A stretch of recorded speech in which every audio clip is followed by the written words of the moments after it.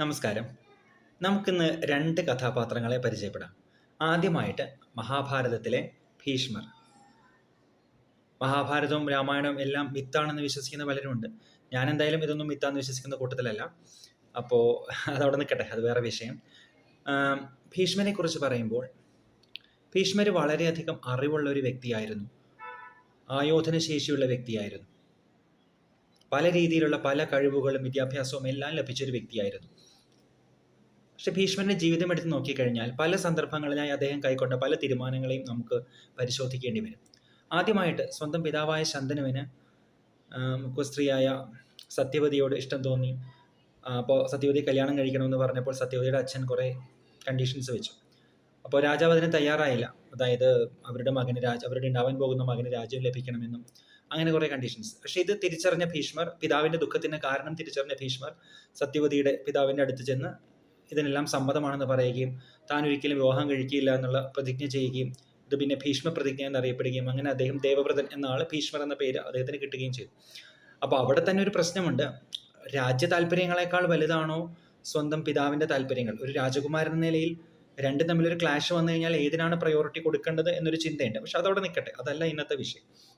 ഇന്നത്തെ വിഷയം ഭീഷ്മർ അതിനുശേഷം അങ്ങോട്ട് സത്യവതിയുടെ മക്കളായ വിചിത്രവീര്യൻ, ചിത്രാംഗതൻ, അതിനുശേഷം ധൃതരാഷ്ട്ര, അങ്ങനെ ഒരുപാട് പേർക്ക് സപ്പോർട്ടിംഗ് ആയൊരു നിലപാടാണ് സ്വീകരിച്ചത്. ഇവിടെ ഭീഷ്മർ വരുത്തിയ കാതലായൊരു തെറ്റില്ലേ?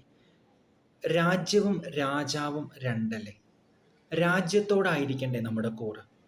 ഇവിടെ ഭീഷ്മർക്ക് പറ്റിയ വലിയ തെറ്റ്, ഇവിടെ രാജാവിനോട്, രാജഭരണ പദവിയിൽ ആരിരുന്നോ അവരോടായിരുന്നു ഭീഷ്മർക്ക് കൂറ്. അങ്ങനെ കൂറുള്ള ഒരുപാട് പേരുണ്ട്. രാജപ്രീതിക്ക് വേണ്ടിയും പലവിധ ലാഭങ്ങൾക്ക് വേണ്ടിയും രാജാവിനോട് കൂറ് കാണിക്കുന്ന ഒരുപാട് പേരുണ്ട്, അഴിമതിയുടെ രൂപത്തിലും പലതും. അത് വേറെ വിഷയം. പക്ഷെ ഭീഷ്മരുടെ കേസിൽ അത് വളരെയധികം ദുഃഖകരമാകുന്നത് എന്താണെന്ന് വെച്ച് കഴിഞ്ഞാൽ ഭീഷ്മരെ പോലെ ഒരുപാട് അറിവും കഴിവുമുള്ള ഒരു വ്യക്തി ഈ ഒരു തെറ്റ് അദ്ദേഹത്തിൻ്റെ ഭാഗത്ത് നിന്ന് സംഭവിക്കാൻ പാടില്ലായിരുന്നു. ഇവിടെ രാജ്യത്തെക്കാൾ ഉപരിയായി രാജാവിനെ കണ്ടു, അല്ലെങ്കിൽ രാജ്യത്തെയും രാജാവിനെയും ഒരുപോലെ കണ്ടു. ഈ ഒരു തെറ്റ് അതിനെക്കുറിച്ചാണ് ഞാനിന്ന് സംസാരിക്കാൻ ആഗ്രഹിക്കുന്നത്. ഒരുപാട് സന്ദർഭങ്ങളിൽ രാജ്യത്തിന് ഏതാണോ നല്ലതെന്ന് നോക്കി അതനുസരിച്ച് പ്രവർത്തിക്കാൻ ഭീഷ്മർക്ക് കഴിയുമായിരുന്നു.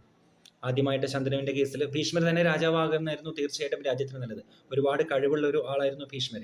എന്നാൽ പിതാവിൻ്റെ ആഗ്രഹത്തിന് വേണ്ടി അതിന് ബലി കഴിച്ചു. പിന്നെ വിചിത്രവീര്യനും ചിത്രാംഗതനും നല്ല രാജാക്കന്മാരായിരുന്നില്ല.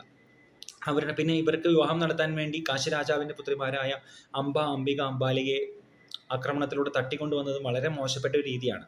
ഇനി അന്നത്തെ കാലഘട്ടത്തിൽ അത്തരം രീതികൾ അംഗീകരിക്കപ്പെട്ടിരുന്നു എന്ന് വേണമെങ്കിൽ വാദിക്കാം. എനിക്കതിനോട് യോജിപ്പില്ല. എന്തെങ്കിലും ആവട്ടെ, വാദിക്കാൻ വേണ്ടി അങ്ങനെ പറഞ്ഞാൽ പോലും അത് ആ രാജാക്കന്മാർ നേരിട്ടാണ് ചെയ്യേണ്ടത്. ഒരിക്കലും അവർക്ക് വേണ്ടി മറ്റൊരാൾ ചെയ്യേണ്ട ഒരു കാര്യമല്ല.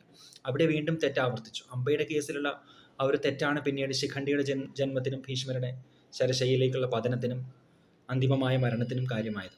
കാലത്തിൻ്റെ കാവ്യനീതി. പിന്നീട് വിചിത്രവീര്യൻ ചിത്രാംഗതൻ മരിച്ചപ്പോൾ ഭീഷ്മർക്ക് രാജാവാകാമായിരുന്നു. ഭീഷ്മർ അത് ചെയ്തില്ല. അവിടെയെല്ലാം തൻ്റെ പ്രതിജ്ഞ, ആ ഒരു എത്തിക്കൽ ഇതാണ് ഭീഷ്മർ സ്വീകരിച്ചത്. പ്രതിജ്ഞ, വാക്ക് എന്നിവയിൽ ഉറച്ചു നിൽക്കുന്നത് നല്ലത് തന്നെയാണ്. പക്ഷേ സ്വന്തം പ്രതിജ്ഞയും രാജ്യത്തിൻ്റെ അല്ലെങ്കിൽ ഒരു ബിഗർ ഗുഡും തമ്മിൽ ക്ലാഷ് വന്നു കഴിഞ്ഞാൽ ഏതാണ് നമ്മൾ സ്വീകരിക്കേണ്ടത്? ഇതൊരു വാലിഡ് ക്വസ്റ്റ്യൻ ആണ്. അങ്ങനത്തെ ഒരു അവസരത്തിൽ സ്വന്തം പ്രതിജ്ഞ തെറ്റിച്ചതിൻ്റെ പാപം, അല്ലെങ്കിൽ അതിൻ്റെ ഒരു ഒരു ശ്രേയസിൻ്റെ കുറവ് ഏറ്റുവാങ്ങിയിട്ടാണെങ്കിൽ പോലും രാജ്യത്തിൻ്റെ നന്മയ്ക്ക് വേണ്ടി അല്ലെങ്കിൽ ഒരു ബിഗർ ഗുഡിന് വേണ്ടി പ്രവർത്തിക്കുന്നതാണ് കുറച്ചുകൂടി നല്ലൊരു രീതി എന്നാണ് എനിക്ക് തോന്നുന്നത്. നമ്മുടെ വാക്ക് തെറ്റിച്ചുകൊണ്ട് നമുക്ക് തീർച്ചയായിട്ടും ശ്രേയസ് കുറയും. പക്ഷേ രാജ്യത്തിന് നല്ലതാണ്. എനിക്ക് ഒരു മോശം പേര് വന്നാലും, എനിക്കതിൻ്റെ പാപം വന്നാൽ പോലും മൊത്തം രാജ്യത്തിൻ്റെ ഗുണത്തിന് വേണ്ടി ഞാനത് ചെയ്യുന്നു എന്നുള്ളതല്ലേ കൂടുതൽ ശ്രേഷ്ഠമായ കാഴ്ചപ്പാട് ആണെന്നാണ് ഞാൻ വിശ്വസിക്കുന്നത്. ഭീഷ്മർക്ക് ആ ഒരു രീതി തിരഞ്ഞെടുക്കാൻ ഒരുപാട് അവസരങ്ങളുണ്ടായിരുന്നു. മഹാഭാരത കഥ പരിചയമുള്ളവർക്ക് ഇത് വേഗം മനസ്സിലാവും. പക്ഷെ അവിടെയൊന്നും അദ്ദേഹം അത് സ്വീകരിച്ചില്ല. ഇതെല്ലാം കഴിഞ്ഞിട്ട് പിന്നെ ധൃതരാഷ്ട്രയും പിന്നെ ദുര്യോധനയും ഒക്കെ അവരുടെ ഒരുപാട് തിന്മകളിൽ ഭീഷ്മർ വേണ്ടത്ര പ്രതിഷേധം അറിയിച്ചില്ല എന്നുള്ളൊരു സത്യമാണ്. ഒരുപാട് തവണ ഉപദേശിച്ചിട്ടുണ്ട്, ഇല്ല എന്ന് പറയുന്നില്ല. പക്ഷേ തൻ്റെ ശക്തി അല്ലെങ്കിൽ തൻ്റെ ഒരു പദവി, തൻ്റെ ആജ്ഞാശക്തി തുടങ്ങിയ കാര്യങ്ങൾ ഉപയോഗിച്ചുള്ള അസേർട്ടീവ് ആയിട്ടുള്ളൊരു ഇൻ്റർവെൻഷൻ ഭീഷ്മർ നടത്തിയിട്ടില്ല എന്ന് പറയേണ്ടി വരും. അവിടെയെല്ലാം രാജ്യത്തേക്കാൾ വലുതായിട്ട് രാജാവിനെ, ധൃതരാഷ്ട്രയും അവസാനം ദുര്യോധനെയും കണ്ടു. അത് തെറ്റായ ഒരു രീതിയാണ്. കൂറ് പ്രൈമറിലി രാജ്യത്തോടായിരിക്കണം, രാജാവിനോടായിരിക്കരുത്. പാഞ്ചാലി വസ്ത്രാക്ഷേപം പോലെ അതിനീചമായ, നമ്മുടെ എല്ലാവരുടെയും തല കുനിഞ്ഞു പോകുന്ന ആ ഒരു വേദിയിൽ പോലും അത് തെറ്റാണെന്ന് പറയാനുള്ളൊരു ആർജവം പോലും ഭീഷ്മരെ പോലെ ഇത്രയും അറിവുള്ള ഒരാൾ കാണിച്ചില്ല. ധർമ്മത്തിൻ്റെ ഗതികൾ വളരെ സങ്കീർണമാണ് എന്ന് പറഞ്ഞ് അദ്ദേഹം കൈയൊഴിയുകയാണ് ചെയ്തത്. ഇതൊരിക്കലും ഒരു ശ്രേഷ്ഠമായ രീതിയല്ല. അപ്പോൾ ഇവിടെ ഭീഷ്മരെ പോലെ ഒരാൾ ചെയ്തത് തെറ്റാണെന്ന് മാത്രമല്ല, അതൊരു അപകടകരമായ രീതിയും കൂടിയാകുന്നു. കാര്യം ഇത്തരത്തിൽ സ്റ്റാൻഡ് എടുക്കുന്ന ഒരാൾ, കഴിവും അറിവും ശക്തിയുമുള്ള ഒരാൾ ഇത്തരത്തിലൊരു സ്റ്റാൻഡ് എടുത്താൽ ദാറ്റ് ഈസ് നോട്ട് ജസ്റ്റ് എന്താ പറയുക അൺഫോർച്ചുനേറ്റ്, ഇറ്റ്സ് ഡേഞ്ചറസ്. ഭീഷ്മരെ പോലെ ഒരാൾ എതിർപക്ഷത്തുണ്ടെങ്കിൽ അത് നന്മയുടെ ഭാഗത്തുള്ളവർക്ക് കൂടി അപകടകരമാണ്. പാണ്ഡവർക്ക് എത്രത്തോളം ബുദ്ധിമുട്ടുണ്ടായി ഭീഷ്മരെ മറികടക്കാൻ എന്നുള്ളത് ആലോചിച്ചാൽ ഇത് മനസ്സിലാവും. വിശദമായിട്ട് മഹാഭാരത കഥയിലേക്ക് കടക്കുന്നില്ല. പക്ഷേ I think point is clear. രാജ്യമായിരിക്കണം, രാജാവല്ല വലുത്. രാജാവ് രാജ്യത്തിൻ്റെ നടത്തിപ്പുകാരൻ മാത്രമാണ്, രാജ്യത്തിൻ്റെ ഉടമസ്ഥൻ പോലുമല്ല. രാജ്യത്തെ കുറച്ച് നാളത്തേക്ക് നടത്തിക്കൊണ്ട് പോകാൻ നിയോഗിക്കപ്പെട്ട ഒരാൾ മാത്രമാണ് രാജാവ്. പണ്ടത്തെ രാജാവാണെങ്കിലും ഇന്നത്തെ ഭരണാധികാരിയാണെങ്കിലും അത്ര തന്നെയുള്ളൂ. അവരുടെ നടപടികൾ രാജ്യത്തിന് വിരുദ്ധമാണെങ്കിൽ രാജ്യത്തിന് അനുകൂലമായിട്ട് നിലപാടെടുക്കുക എന്നുള്ളതാണ് ഏതൊരു പൗരനും ചെയ്യേണ്ടത്. അറിവും വിദ്യാഭ്യാസവും വിവരവുമുള്ള പൗരന്മാർ, പ്രത്യേകിച്ചും ശക്തിയുമുള്ളവർ, തീർച്ചയായിട്ടും അങ്ങനെ ഒരു സ്റ്റാൻഡാണ് എടുക്കേണ്ടത്. ഇല്ലെങ്കിൽ അത് കാലത്തിന് മുമ്പിൽ നോക്കുമ്പോൾ വലിയൊരു നീതികേടാവും. ചിലപ്പോൾ കുറേ കാലങ്ങൾക്ക് ശേഷമായിരിക്കും അത് തിരിച്ചറിയപ്പെടുക, പക്ഷേ അത് നീതികേടും തെറ്റും തന്നെ ആയിരിക്കും. ഇനി നമുക്ക് ഇതിഹാസങ്ങളിലെ ഭീഷ്മരിൽ നിന്നും നമുക്കെല്ലാം വളരെ പരിചിതനായ കട്ടപ്പയിലേക്ക് വരാം. ഭീഷ്മനും കട്ടപ്പയും ഒരു രീതിയിലും കമ്പയറബിൾ അല്ല, പക്ഷേ പോയിന്റ് പുട്ട് ഫോർവേഡ് ചെയ്യാനായിട്ട് എക്സാമ്പിൾസ് എടുക്കുന്നു എന്നല്ലേ ഉള്ളൂ. ബാഹുബലിയിലെ കട്ടപ്പയും നല്ലവനായ, വളരെയധികം കഴിവുകളുള്ള മിടുക്കനായ ബാഹുബലി, അമരേന്ദ്ര ബാഹുബലിയെ മഹാറാണിയുടെ ആജ്ഞപ്രകാരം പുറകിൽ നിന്ന് കുത്തിക്കൊല്ലുകയായിരുന്നു. പുറകിൽ നിന്ന് കൊല്ലുന്നത് തന്നെ നീചമായ ഒരു രീതിയാണ്. എന്നേക്കാളുപരി രാജ്യത്തിന് എന്തുകൊണ്ടും നല്ലത് നീതി ബാഹുബലിയുടെ കൂടെയാണ്, സത്യം ബാഹുബലിയുടെ കൂടെയാണ്, ജനങ്ങളുടെ ഹിതം, ജനങ്ങളുടെ സപ്പോർട്ട് ബാഹുബലിയുടെ കൂടെയാണ്, രാജ്യത്തിന് മൊത്തത്തിലുള്ള നല്ലതും ബാഹുബലി രാജാവാവുന്നതാണ്. ഇതെല്ലാം അറിയാമായിരുന്നിട്ടും രാജപദവിയിൽ ഇരിക്കുന്ന, രാജ്യത്തിന് നടത്തിപ്പുകാരി മാത്രമായ തെറ്റിദ്ധരിക്കപ്പെട്ട ശിവകാമിയുടെ ആജ്ഞപ്രകാരം ബാഹുബലിയെ കൊല്ലുകയാണ് ഉണ്ടായത്. ഇത് നീചമായ കാര്യമല്ലേ? ഇത് താൻ സ്വയം വിശ്വസിച്ച് ഒരിക്കലും സംശയിക്കാതിരുന്ന ബാഹുബലിയെ കൊന്നു. ഇത് കഥയാണെന്ന് മനസ്സിലാക്കുന്നു. മഹാഭാരതമായിട്ട് കമ്പയർ ചെയ്യുന്നില്ല, ഞാൻ എക്സാമ്പിളാണ് പറഞ്ഞത്. ഇവിടെയും രാജ്യത്തെക്കാൾ വലുതായിട്ട്, മഹിഷ്മതി എന്ന രാജ്യത്തിൻ്റെ നന്മയെക്കാളും അതിനോടുള്ള കൂറിനേക്കാളും വലുതായിട്ട് രാജാവിനോട് അല്ലെങ്കിൽ രാജ്ഞിയോടുള്ള കൂറാണ് കണ്ടത്. അവിടെയും താൻ രാജ്ഞിയോട് എന്നും കൂറ് പുലർത്തുമെന്നുള്ള തൻ്റെ വാക്ക്, തൻ്റെ കൂറ്, അങ്ങനെ സ്വയം ശ്രേയസിനെ കുറിച്ചുള്ളൊരു ചിന്ത.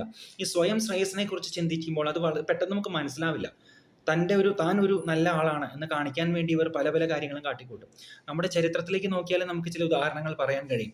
ചിന്തിച്ച് നോക്കിയാൽ നിങ്ങൾക്ക് തന്നെ ദൃഷ്ടാന്തങ്ങളുണ്ട്. രാജ്യത്തിൻ്റെ മൊത്തം നല്ലതിനേക്കാൾ കൂടുതൽ തൻ്റെ ചില പ്രിൻസിപ്പിൾസ് ആണ്, താനിത് ഫോളോ ചെയ്യുന്ന ആളാണ് എന്ന് അങ്ങനെ ആയിരിക്കും, അല്ലെങ്കിൽ അങ്ങനെ കാണിക്കുകയും ചെയ്യാൻ വേണ്ടി ചരിത്രപരമായ പല തെറ്റുകളും നമ്മൾ ചെയ്തിട്ടുണ്ട്, നമ്മുടെ പല നേതാക്കന്മാരും ചെയ്തിട്ടുണ്ട് എന്നുള്ളത് മനസ്സിലാവും. ഞാൻ അതിലേക്ക് കടക്കുന്നില്ല. ചരിത്രപരമായിട്ട് ചില കാര്യങ്ങൾ പറയാൻ പാടുള്ളതല്ലോ, ഇങ്ങനെയാണല്ലോ വൈപ്പ്. എന്തായാലും അതിലേക്ക് കിടക്കണില്ല. അപ്പോൾ ശ്രദ്ധിക്കുക. അപ്പോൾ ഈ ഒരു ഇലക്ഷൻ കാലത്ത് ഈ രണ്ട് ഉദാഹരണങ്ങൾ പറയുമ്പോൾ നമ്മൾ ഏതൊരു കാലത്തേക്കാൾ കൂടുതൽ വിജിലൻ്റ് ആവേണ്ട ഒരു കാര്യമാണിത്. എപ്പോഴും ശ്രദ്ധിക്കുക, ഏത് തലത്തിൽ ഏത് പാർട്ടിയോ ഏത് നേതാവോ ആരുമായിക്കോട്ടെ, അവരൊന്നും തന്നെ രാജ്യത്തേക്കാൾ വലുതല്ല, ദേശത്തേക്കാൾ വലുതല്ല. രാജ്യം എന്ന് പറയുമ്പോൾ രാജ്യം, സംസ്ഥാനം എല്ലാം പെടും. നമ്മുടെ നാടിനെ നല്ല രീതിയിൽ മുന്നോട്ട് നയിക്കാൻ തിരഞ്ഞെടുക്കപ്പെട്ട ആൾക്കാർ മാത്രമാണ് അവർ. അപ്പോൾ അവരുടെ നടപടികൾ രാജ്യത്തിന് ഹിതകരമാണോ എന്നുള്ളതായിരിക്കണം നമ്മുടെ ക്രൈറ്റീരിയ. അല്ലാണ്ട് നമ്മൾ അന്ധമായിട്ട് ഒരു രാജാവിനെ, ഒരു ഭരണാധികാരിയെ സപ്പോർട്ട് ചെയ്യുന്ന ആളാവരുത്. രാജ്യത്തിന് വേണ്ടിയാണ് ഭരണാധികാരിക്ക് വേണ്ടിയല്ല രാജ്യം. നമ്മൾ രാജ്യത്തെക്കാൾ ഉപരി ഒരു വ്യക്തിയുടെ, ഒരു ഭരണാധികാരിയുടെ സപ്പോർട്ടറായി കഴിഞ്ഞാൽ നമ്മൾ അയാൾ ചെയ്യുന്നതെല്ലാം ന്യായീകരിക്കേണ്ടി വരും. അത് രാജ്യവിരുദ്ധമാണെങ്കിൽ പോലും അത് ചെയ്യുന്നത് ഇന്ന ആളാണ് എന്നുള്ളത് കൊണ്ട് നമ്മൾ ന്യായീകരിക്കേണ്ടി വരും. രാജ്യം, സംസ്ഥാനം എല്ലാം ഒന്ന് തന്നെ കേട്ടോ, ഇവിടെ വ്യത്യാസങ്ങളൊന്നുമില്ല. നമുക്ക് ഏത് തലത്തിൽ നോക്കിയാലും ഒരുപാട് ഉദാഹരണങ്ങൾ കാണാം. രാജ്യത്തെക്കാൾ വലുതായ രാജാക്കന്മാരുടെ ഒരുപാട് ഉദാഹരണങ്ങൾ നമുക്ക് ഏത് തലത്തിലും കാണാൻ കഴിയും. ഇവിടെ അധികം എക്സെപ്ഷൻസ് ഒന്നുമില്ല എന്നുള്ളത് കൊണ്ട് എടുത്തു പറയുന്നു. അപ്പോൾ രാജ്യത്തിന് നല്ലത് ഏതാണ് എന്നുള്ളതാണ് എപ്പോഴും നമ്മൾ ശ്രദ്ധിക്കേണ്ടത്. ഒരു പൗരനെന്ന നിലയിൽ നമ്മുടെ കൂറ് എപ്പോഴും രാജ്യത്തോടായിരിക്കണം. രാജാവല്ല, രാജ്യമാണ് വലുത്. ഇതിഹാസങ്ങളിലെ ഭീഷ്മർക്ക് പറ്റിയ തെറ്റ് നമുക്ക് പറ്റരുത്. കഥയിലെ കട്ടപ്പയ്ക്ക് പറ്റിയ തെറ്റ് നമുക്ക് പറ്റരുത്. എപ്പോഴും നമ്മൾ ഇതിനെക്കുറിച്ച് വിജിലൻ്റ് ആയിരിക്കണം. ഒരു തെരഞ്ഞെടുപ്പ് കാലഘട്ടത്തിൽ നമ്മൾ കൂടുതൽ വിജിലൻ്റ് ആയിരിക്കണം. രാജ്യത്തിന് നല്ലത് ആരാണ് പ്രവർത്തിക്കുന്നത്, കൂടുതൽ നല്ലത് ആരാണ് പ്രവർത്തിക്കുന്നത്, അല്ലെങ്കിൽ ഒരാളുടെ പ്രവൃത്തികളിൽ ഏതൊക്കെയാണ് രാജ്യത്തിന് നല്ലത്, ഇങ്ങനെയെല്ലാം ചിന്തിച്ച് വിവേകപൂർണ്ണമായൊരു തീരുമാനമെടുക്കാൻ, രാജ്യത്തിന് നല്ലതിന് വേണ്ടി തീരുമാനമെടുക്കാൻ നമുക്ക് എപ്പോഴും കഴിയണം. ഈ ഒരു കാര്യം വളരെ സ്പെസിഫിക് ആയിട്ട് നമ്മൾ ഓർത്തിരിക്കണം. ഈ ഒരു വിവേചന ശേഷി രാജാവും രാജ്യവും തമ്മിലുള്ളത് എപ്പോഴും മനസ്സിൽ സൂക്ഷിക്കുക. ഈ ഒരു കാര്യമാണ് ഞാൻ പറയാൻ ആഗ്രഹിച്ചത്. Thank you.